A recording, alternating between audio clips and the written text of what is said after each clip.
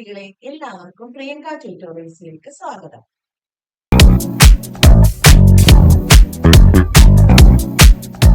ഇന്ന് നമ്മൾ പഠിക്കാൻ പോകുന്നത് 10ാം ക്ലാസ് മലയാളം പാഠപുസ്തകത്തിലെ P.N. ഗോപികൃഷ്ണൻ എഴുതിയ അന്നന്നത്തെ മോശം എന്ന കവിതയാണ്.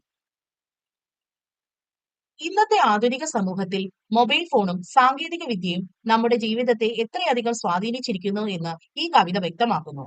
അന്നന്നത്തെ ആവശ്യങ്ങൾക്കൊപ്പം ഡിജിറ്റൽ ലോകത്തെ കാഴ്ചകൾക്കും ലൈക്കുകൾക്കും പിറകെ പോയി സ്വന്തം സ്വാതന്ത്ര്യവും സമാധാനവും നഷ്ടപ്പെടുത്തുന്ന മനുഷ്യന്റെ അവസ്ഥയെയാണ് അന്നന്നത്തെ മോശം എന്ന ഈ കവിത വളരെ ആഴത്തിൽ ചർച്ച ചെയ്യുന്നത്.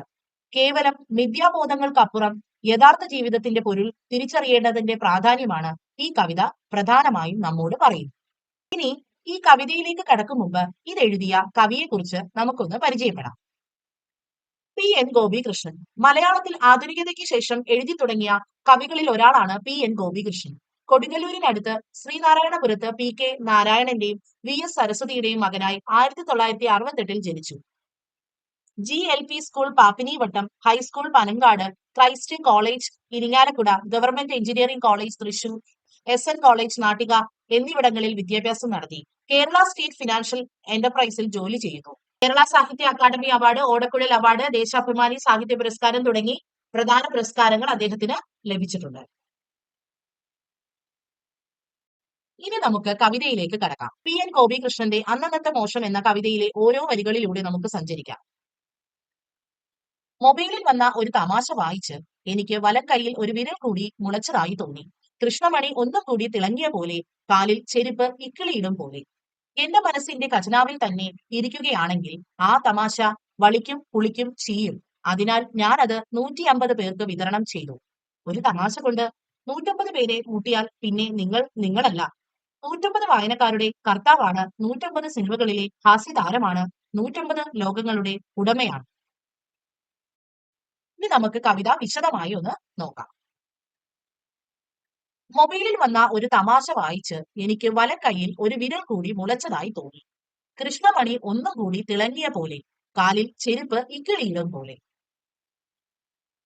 കുട്ടികളെ, ഇവിടെ കവി പറയുന്നത് നമ്മൾ ഓരോരുത്തരുടെയും ഇന്നത്തെ ജീവിത ശൈലിയെയാണ് വളരെ രസകരമായി ഇവിടെ അവതരിപ്പിക്കുന്നത്. നമ്മൾ എപ്പോഴും കയ്യിൽ മൊബൈൽ ഫോണും പിടിച്ചാണ് നടക്കുന്നതല്ലേ. അതിൽ വരുന്ന ചെറിയ തമാശകളോ റിയലുകളോ വായിച്ച് നമ്മൾ പൊട്ടിച്ചിരിക്കുന്നു. ഇങ്ങനെ ഫോൺ ഉപയോഗിച്ച് നമ്മുടെ വലത് കൈയിൽ ഫോൺ സ്ക്രീൻ തൊടാൻ വേണ്ടി മാത്രം ഒരു വിരൽ കൂടി മുളച്ചു വന്നതുപോലെ കവിക്ക് തോന്നുകയാണ്. അതായത് മൊബൈൽ ഫോൺ നമ്മുടെ ശരീരത്തിന്റെ തന്നെ ഒരു ഭാഗമായി മാറിയിരിക്കുന്നു. അതുപോലെ ഫോണിലെ കാഴ്ചകൾ കണ്ട് നമ്മുടെ കണ്ണിന്റെ കൃഷ്ണമണിയിൽ ഒരു പ്രത്യേക തിളക്കം വരുന്നതും, പുതിയൊരു ചെരുപ്പ് ധരിക്കുമ്പോൾ കാലിൽ ഉണ്ടാകുന്ന ഒരു തരം സന്തോഷവും കിലുക്കവും ഒക്കെ ഈ ഡിജിറ്റൽ ഭ്രമം നമുക്ക് തരുന്നുണ്ട് എന്ന് കവി ഇവിടെ സൂചിപ്പിച്ചിരിക്കുകയാണ്. എന്റെ മനസ്സിൽ ഖജനാവിൽ തന്നെ ഇരിക്കുകയാണെങ്കിൽ ആ തമാശ വളിക്കും പുളിക്കും ചീയും. ഈ വരികളിലെ അർത്ഥം വളരെ ആഴമേറിയതാണ്. നമ്മുടെ മനസ്സിന്റെ ഉള്ള അറകളിൽ, ഇവിടെ കവി അതിനെ വിശേഷിപ്പിക്കുന്നത് ഖജനാവിൽ എന്നാണ്. ഉള്ളറകളിൽ പതിയേണ്ടത് നല്ല അറിവുകളും നല്ല ചിന്തകളുമാണ്. എന്നാൽ അതിനു പകരം ഫോണിൽ വരുന്ന വെറും അർത്ഥശൂന്യമായ തമാശകളും സന്ദേശങ്ങളും മാത്രം നമ്മുടെ മനസ്സിൽ കുടികൊണ്ടാൽ എന്ത് സംഭവിക്കും? അത് യാതൊരു പ്രയോജനവുമില്ലാതെ കേടായി പോകും. അതായത് ചീഞ്ഞു പോകും. അറിവില്ലാത്ത വെറും നേരം പോക്കുകൾ മാത്രം തലച്ചോറിൽ നിറച്ചു വെച്ചത് കൊണ്ട് യാതൊരു കാര്യവുമില്ല എന്ന് കവി ഇവിടെ ഓർമ്മിപ്പിക്കുകയാണ്. അതിനാൽ ഞാനത് 150 പേർക്ക് വിതരണം ചെയ്തു. ഒരു തമാശ കൊണ്ട് 150 പേരെ ഊട്ടിയാൽ പിന്നെ നിങ്ങളല്ല. 150 വായനക്കാരുടെ കർത്താവാണ്, 150 സിനിമകളിലെ ഹാസ്യതാരമാണ്, 150 ലോകങ്ങളുടെ ഉടമയാണ്. ഇവിടെ എന്താണ് കവി പറയുന്നത്? ഫോണിൽ എന്തെങ്കിലും ഒരു ചെറിയ തമാശയോ മെസ്സേജോ കിട്ടിയാൽ നിങ്ങൾ എന്ത് ചെയ്യും കുട്ടികളെ? ഉടനെ തന്നെ അത് പല ഗ്രൂപ്പിലേക്കും 100 കണക്കിന് ആളുകൾക്ക് ഷെയർ ചെയ്യും അല്ലെ.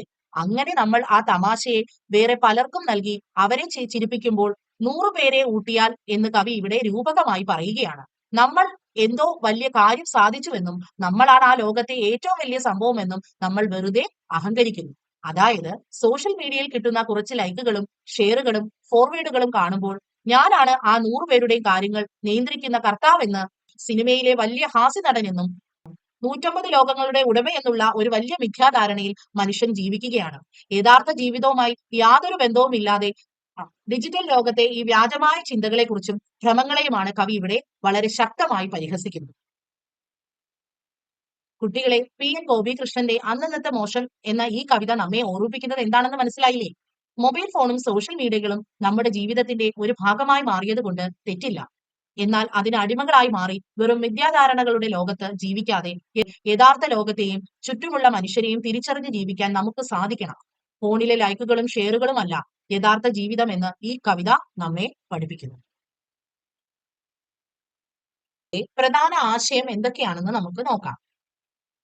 ഡിജിറ്റൽ അടിമത്തത്തിന്റെ വിമർശനം. ഇന്നത്തെ ആധുനിക സമൂഹത്തിൽ മൊബൈൽ ഫോണും സോഷ്യൽ മീഡിയയും മനുഷ്യന്റെ ജീവിതത്തെയും ചിന്തകളെയും എത്രത്തോളം നിയന്ത്രിക്കുന്നു എന്ന് ഈ കവിത വ്യക്തമാക്കുന്നു. അന്നന്നത്തെ വിശപ്പും ആവശ്യങ്ങളും പോലെ തന്നെ ഡിജിറ്റൽ ലോകത്തെ കാഴ്ചകളും ലൈക്കുകളുമായി മനുഷ്യൻ ഒഴിച്ചുകൂടാനാവാത്ത ഒന്നായി മാറിയിരിക്കുന്ന അവസ്ഥയാണ് കവി ഇവിടെ വരച്ചു കാട്ടുന്നത്. മിഥ്യാബോധങ്ങളും വ്യാജ സന്ദേശങ്ങളും. ഫോണിൽ കിട്ടുന്ന ചെറിയ തമാശകളും സന്ദേശങ്ങളും നൂറുകണക്കിന് ആളുകൾക്ക് ഷെയർ ചെയ്യുമ്പോൾ താനാണ് ആ ലോകത്തിലെല്ലാം ഉടമയെന്നും വലിയൊരു കാര്യമാണ് സാധിച്ചതെന്നുമുള്ള തെറ്റായ അഹങ്കാരത്തിലും വിദ്യാധാരണയിലും മനുഷ്യർ ജീവിക്കുന്നു. യാഥാർത്ഥ്യ ബോധത്തിൽ നിന്ന് ഒരു ഓർമ്മപ്പെടുത്തൽ. സോഷ്യൽ മീഡിയയിലെ വെറും ലൈക്കുകൾക്കും ഷെയറുകൾക്കും പിറകെ പോയി സ്വന്തം സ്വാതന്ത്ര്യവും സമാധാനവും നഷ്ടപ്പെടുത്തുന്ന മനുഷ്യന്റെ അവസ്ഥയെ കവിത വളരെ രൂക്ഷമായി പരിഹസിക്കുന്നു.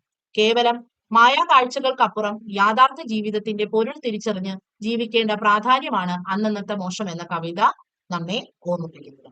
ഈ കവിതയുടെ പ്രധാന ആശയങ്ങൾ ഇതൊക്കെയാണ്.